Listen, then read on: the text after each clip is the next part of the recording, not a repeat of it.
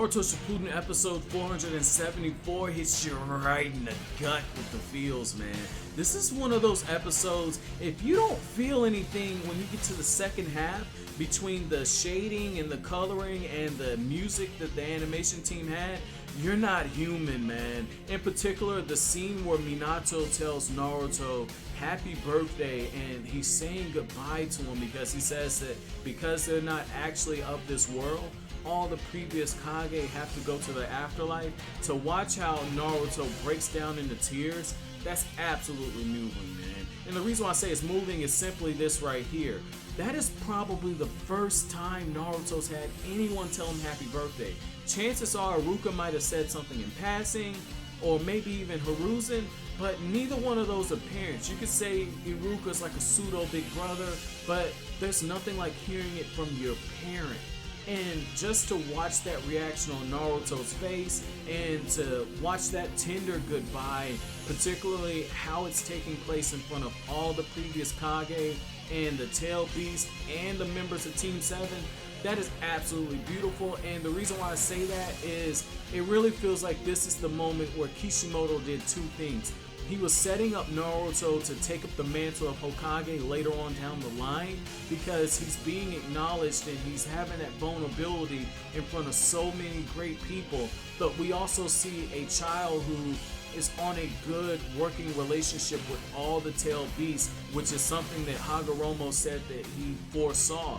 And that goes back to the Child of Prophecy thing. So you see Naruto's character arc starting to come to a close, but the big thing in this episode is you have other character arcs. You have Kakashi and Obito, their character arc comes to a close. You have Madara and Hashirama's arc come to a close. And what I thought was very beautiful is while Kakashi's arc is starting to come to a close, a new chapter in his life is about to begin. Because if you pay really close attention, this is the moment where Kishimoto started preparing Kakashi full speed ahead to become the Hokage. I know that the Kakashi novel kind of contradicts this in a little bit because Kakashi still has some doubts about taking the position, but Hagoromo is telling him, hey, I know you didn't land the most blows in that fight and you might have had borrowed power, but what you got to look at is if you were not there to guide Team 7 and Naruto and Sasuke in particular, if you weren't there, chances are they would not have been able to defeat my mother. And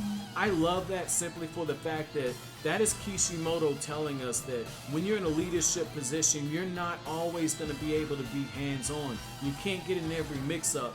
That's why you have to trust your subordinates to be able to carry out things in the way that you yourself would envision things happening. And that's what Madara and Hashirama are talking about when you dive deeply into the context of the words of what was spoken. Because Hashirama tells them, we made a lot of mistakes. We tried to do things ourselves, and what we really should have been doing is preparing the next generation to carry on our will. And when you get into Madara's character, in a way, in a sick, twisted way, that's actually what he did with Obito, because he had the wrong vision, but he prepared Obito to take up his mantle and then try to achieve his dream. However, Madara had a contingency plan built in where he could have himself revived, and that was more so because he didn't trust Obito to do the things that he wanted, and in the end he wanted to take up the mantle and carry out his vision. So just seeing that, that's a very beautiful thing to see, man. I really enjoyed that bit of the episode. Now, another thing that really stood out is the fact that as Naruto is saying goodbye to Minato, right? We see Sasuke, and there are glimpses that Sasuke is not completely on the good side. And when you look at the next episode preview, they do a good job of just foreshadowing how big and how high the stakes of the Naruto versus Sasuke fight are going to be, because Sasuke places all the Tail Beasts under his Sharingan Jutsu. I'm not going to spoil what happens for the anime only viewers, but I will tell you, if you pay attention to the opening scene or the opening credits, you got a good idea for how epic that fight's going to be. I personally hope that they add more taijutsu to the fight, but again, I'll try not to spoil any more. But if you like anything I had to say, hit that like button, comment, rate, subscribe, and share. I'll greatly appreciate it. That's it. Thanks for watching Tony and saying have a nice day.